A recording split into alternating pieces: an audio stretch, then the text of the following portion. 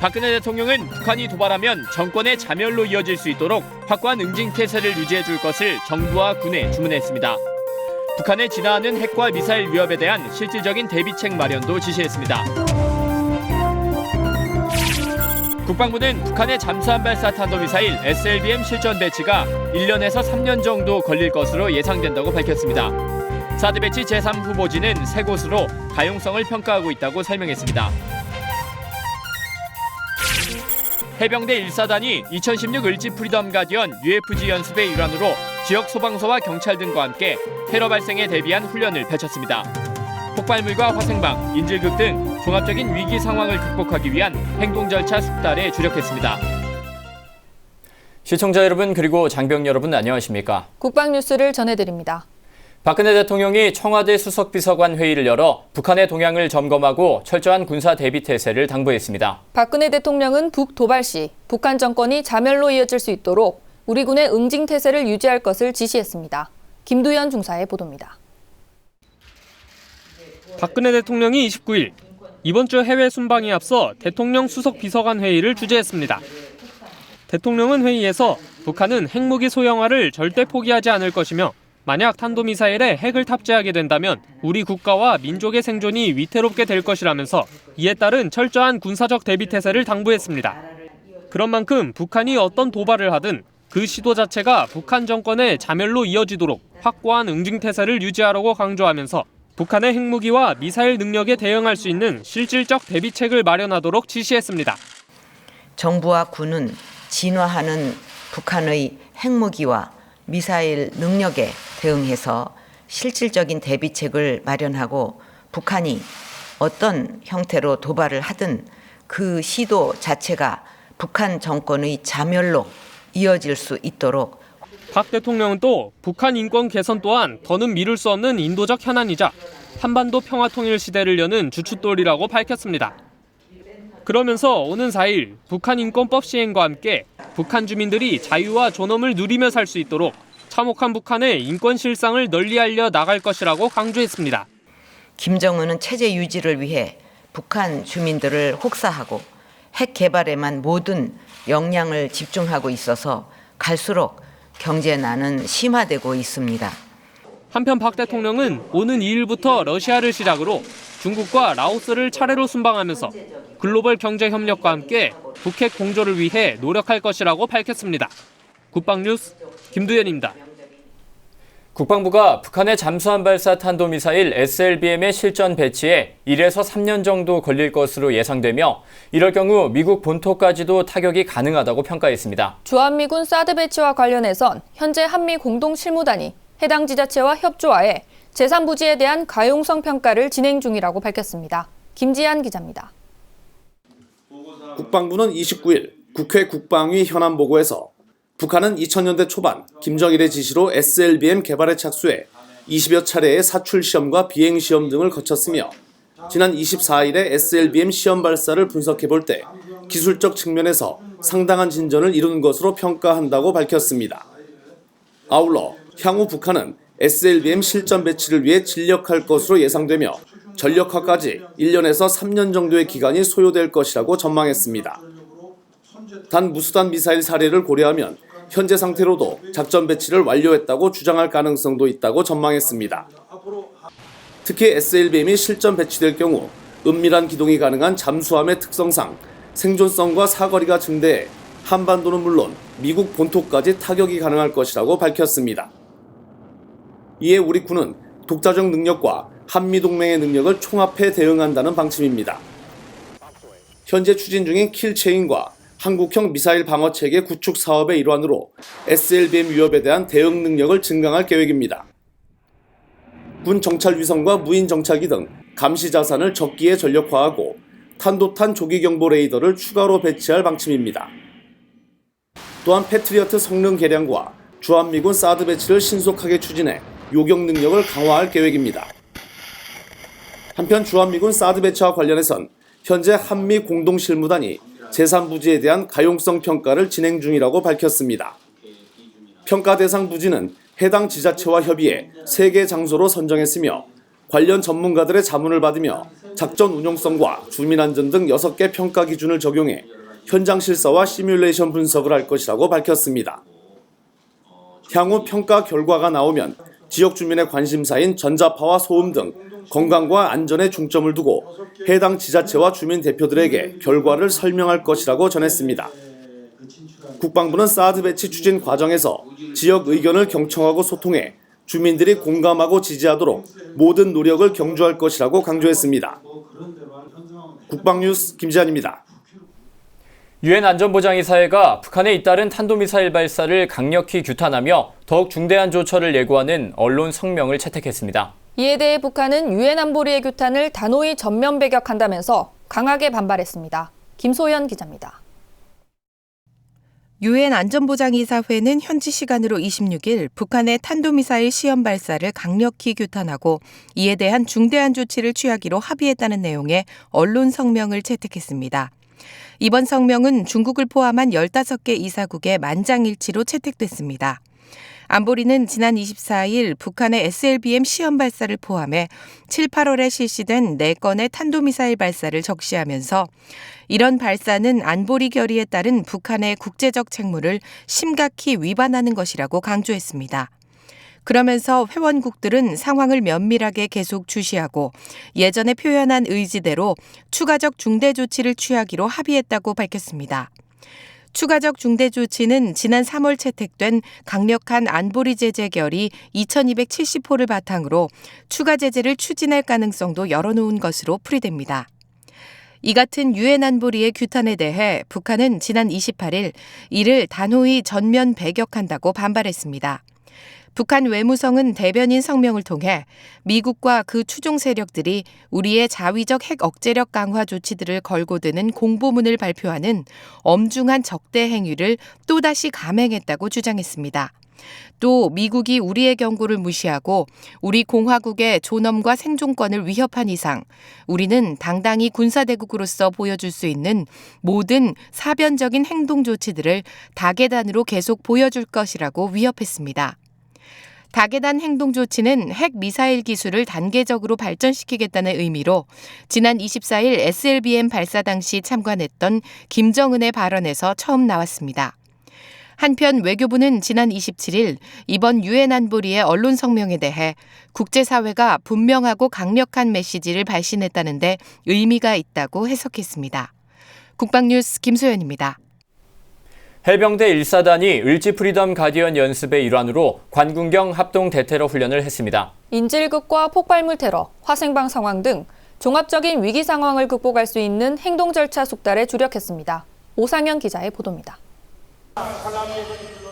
다수의 인원이 밀집해 있는 야구장에서 총을 든 테러범이 인질극을 벌이고 있습니다.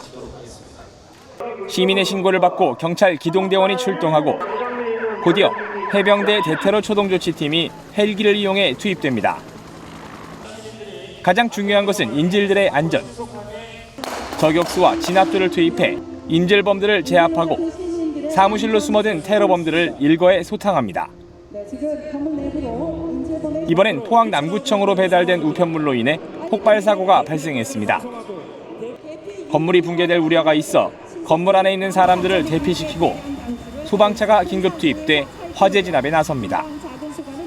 폭발 사고로 발생한 환자를 후송하는 한편 한전과 가스안전공사 등으로 구성된 재해재난본부 긴급복구팀이 투입돼 폭발로 인한 피해를 복구합니다. 이어 군은 화생방 신속대응팀을 투입해 정찰하고 생화학 테러로 인한 오염이 우려되는 지역을 꼼꼼하게 제독합니다. 2016 UFG 연습의 일환으로 진행된 이번 훈련은 포항시 남구청이 주관했습니다. 해병대 1사단 장병을 비롯해 경찰과 소방서, 보건소 등 포항시 내 유관기관 관계자 300여 명은 재해재난과 테러 등 위기 상황을 극복할 수 있는 행동 절차를 숙달했습니다. 국방뉴스 오상현입니다. 한민구 국방부 장관은 UFG 연습이 진행 중인 한미연합군사령부 훈련 현장을 방문해 연습에 전념하고 있는 한미 장병들을 격려하고 노고를 치하했습니다. 29일 훈련 현장을 찾은 한 장관은 한미동맹은 숱한 역경과 시련 속에서 더욱 단단해져 왔듯이 현재 엄중한 안보 상황 하에서의 UFG 연습은 한미동맹을 더욱 강화시킬 것이라고 말했습니다. 또한 한미 장병들에게 선배들의 피로 맺은 전우회를 계승해 현재 당면하고 있는 한반도의 위기 상황을 슬기롭게 해결하고 나아가 동북아 지역을 비롯한 세계 평화와 안정의 초석이 되는 역할을 해달라고 당부했습니다. 육군 21사단은 지난 26일 6.25 전사자 유해 발굴 개토식을 열었습니다. 이번 유해 발굴 지역은 백석산 전투와 피해 능선 전투가 벌어졌던 곳입니다. 이용석 기자입니다. 선배 전우의 희생에 감사하며 헌화합니다. 6.25 전쟁 참전 용사는 참혹했던 당시 상황을 떠올리는 듯 눈을 감습니다. 육군 21사단은 지난 26일 양구 수리봉 입구 일대에서 2016년 6.25 전사자 유해 발굴 개토식을 열었습니다. 개토식은 유해 발굴 작전의 시작을 알림과 동시에 6.25 전쟁 당시 목숨을 바쳐 싸운 선배 전우의 유해를 반드시 찾겠다는 의지를 다지는 행사입니다. 행사는 21사단장 김혁수 소장과 전창범 양구 군수, 6.25 참전용사 등 150여 명이 참석한 가운데 종파별 추도식과 헌화 및 분향, 시삽 순으로 진행됐습니다. 이번 유해 발굴 지역인 백석산과 수리봉은 6.25 전쟁 당시 백석산 전투와 피해 능선 전투가 벌어진 곳으로 지난해 148구의 유해가 발견된 곳입니다. 이번에 유해 발굴 작전을 하게 될 지역은 6.25 전쟁 시에 중동부 전선의 요충 지역인 피해 능선 지역입니다. 이곳 피해 능선 지역은 적 2개 사단을 대상으로 우리 국군 5사단 선배 전우님들께서 피땀 흘려서 탈취한 지역입니다. 우리 전 장병들은 사명감을 가지고 한 분의 선배님이라도 더 찾아드려서 가족의 품으로 무사히 보낼 수 있도록 최선을 다할 수 있도록 하겠습니다. 장병들은 선배 전우의 유해를 반드시 찾겠다는 의지를 마음속 깊이 새겼습니다. 국방뉴스 이용석입니다. 육군 부사관학교가 지난 26일 16대 시기 임관식을 개최했습니다. 누나를 따라 부사관이 된 쌍둥이 형제도 있어 눈길을 끌었습니다. 이혜인 중위가 보도합니다.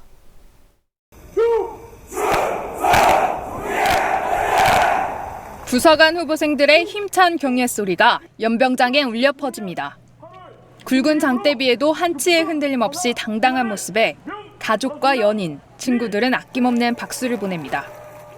육군 부사관학교에서 육군 참모총장 주관으로 올해 두 번째 부사관 임관식이 열렸습니다. 이날 정예 부사관으로 첫 발을 내디딘 인원은 738명. 지난 5월에 입교해 16주간의 강도 높은 교육훈련을 통과한 신임하사들은 전국 각지로 부임해 조국 수호의 임무를 수행하게 됩니다. 이날 임관식에는 6.25 전쟁 영웅인 최둑스옹, 베트남전 전쟁 영웅 이종세 예비역 상사, 이지영 익산 부시장 등이 참석해 자리를 빛냈습니다. 한편 누나를 따라 부사관의 길을 택한 쌍둥이 신임 부사관, 전병영, 전범진 형제가 나란히 계급장을 달아 눈길을 끌었습니다. 군인은 희생정신을 가져야 한다고 생각합니다. 훈련을 받는 동안 동생과 서로 힘이 되어 주었던 것처럼 앞으로도 서로를 마음의 의지로 삼고 군 생활을 하면서 어려움이 있어도 물러서지 않겠습니다. 전투의 정통한 전문가이자 병사와 지휘관 사이의 든든한 연결고리로 군 전투력 발휘에 중추가 될 신임 부사관들의 역할을 기대합니다. 국방뉴스 이혜인입니다. 백범 김구선생 기념사업협회가 백범 김구선생 탄신 140주년을 맞아 기념음악회를 열었습니다. 이번 음악회는 애국가와 독립군가 등 일제강점기 독립에 대한 의지를 돋워주던 항일음악을 주제로 지난 19일과 27일 두 차례에 걸쳐 진행됐습니다. 음악회에선 그동안 쉽게 접할 수 없었던 신흥무관학교 교가와 인성학교 교가, 부모운덕가 등 우리나라 독립정신이 깃든 노래들이 무대에 올랐습니다. 특히 대한민국의 용병 나가자와 애국창가인 우리 대한국의 독립전쟁 난내 등 가사로만 전해지던 항일 노래를 악보로 복원해 처음으로 선보였습니다. 이날 음악회에는 예비역 장성들로 구성된 대한민국 군가합창단에서 김태영 전 국방장관과 정승조 전 합참의장 등 30여 명이 참가해 눈길을 끌었습니다. 일제치하에서 문화의 중요성을 강조한 백범 김구 선생의 뜻을 기려 열린 이번 음악회는 현대인들에게 지금의 대한민국의 소중함을 일깨워주는 계기가 됐습니다. 국방뉴스 특별기획 훈련병의 품격 해군 해난구조대 수중작전의 영웅들 시간입니다. SSU 해난구조대의 또 다른 이름은 바다의 119입니다. 바다에서 일어나는 다양한 문제들을 해결하기 때문인데요. 해난 사고 상황에서 인명구조 활동을 펼치는 것도 SSU의 필수 임무라고 합니다. 생존율을 높이기 위해선 빠른 시간 내에 구조가 이루어져야 하는데요. 이를 위해 SSU 교육생들은 2주가 넘는 시간 동안 인명구조 훈련을 반복한다고 합니다. 사람의 생명을 살리는 만큼 사명감이 더욱 빛났던 그 훈련 현장을 함께 가보시죠.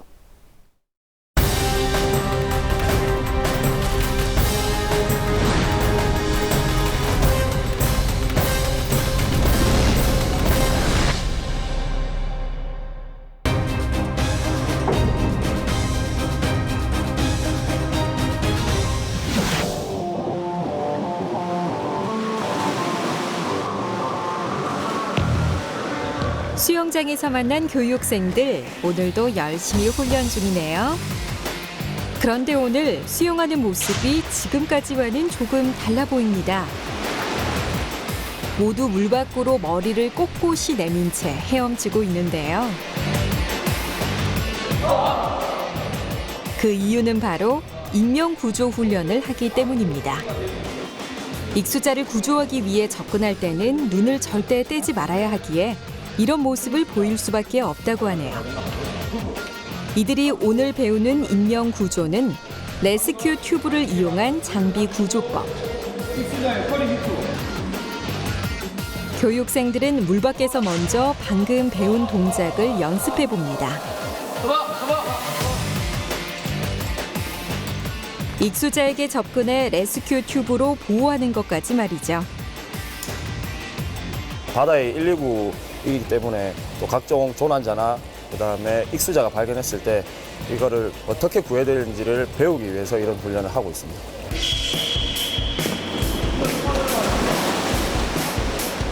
물 밖에서 정확한 동작을 익힌 교육생들은 이제 물속에서 실전 훈련을 하는데요.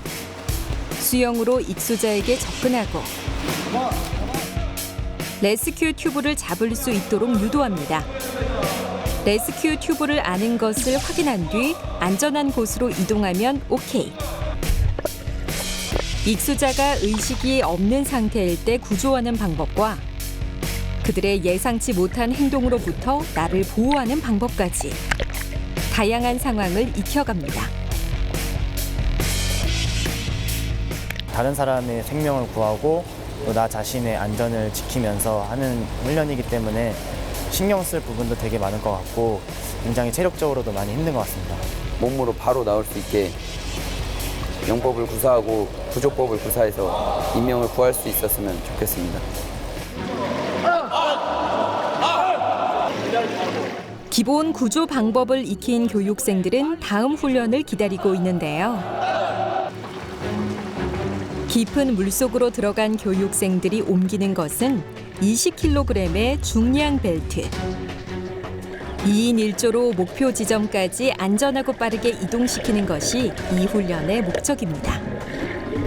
수중에 익수자가 깔아앉았을 경우에 수중에 익수자를 수중에서부터 수면까지 끌어올리는 훈련을 사람이 아닌 웨이트 벨트를 이용해서 하는 훈련이었습니다. 물속이라 더욱 무겁게 느껴지기도 하지만 교육생들은 서로 힘을 합쳐 신속하게 물체를 이동시킵니다.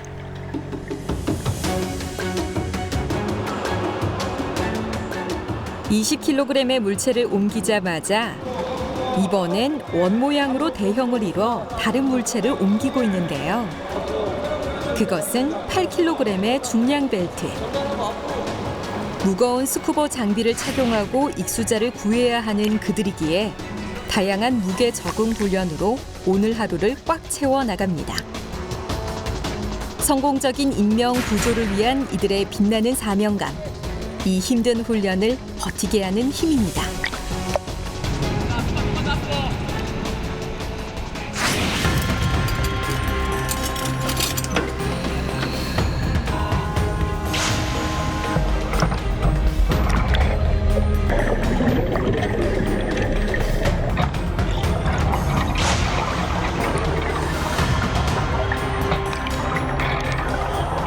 진짜 어두깜깜했습니다. 신기했습니다. 좀.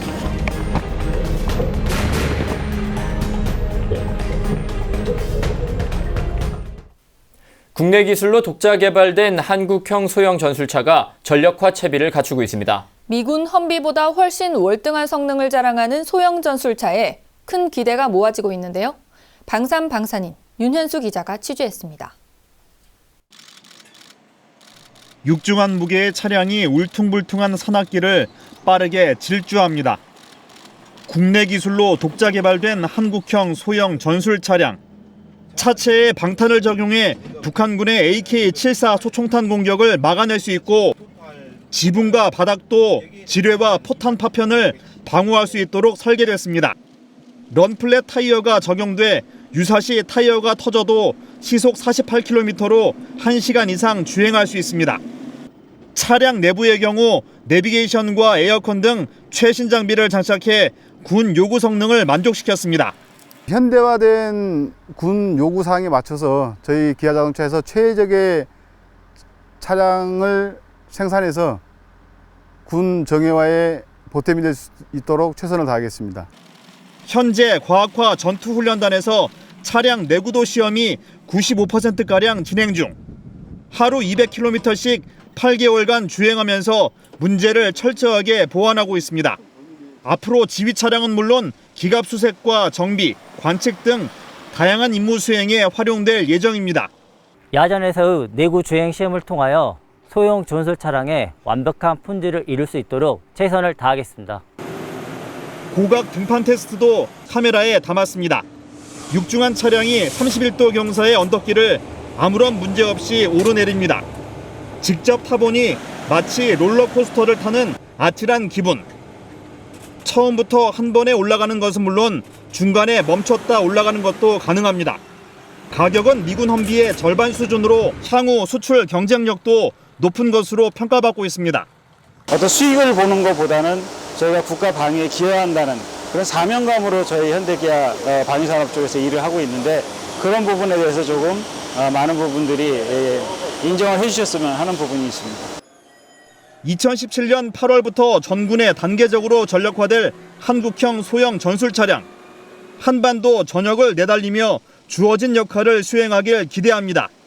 국방뉴스 윤이었습니다. 유엔 안전보장이사회가 북한에 잇따른 탄도미사일 발사를 강력히 규탄하며 중대 조치를 예고하는 언론 성명을 채택했습니다. 박근혜 대통령은 수석 비서관 회의에서 북한 도발이 곧 북한 정권의 자멸로 이어질 수 있도록 우리 군의 강한 응징을 강조했습니다. 북한은 우리 정부와 국제사회의 강력한 메시지를 명확히 인식해야 할 것입니다. 국방뉴스를 마칩니다. 시청해주신 여러분 고맙습니다.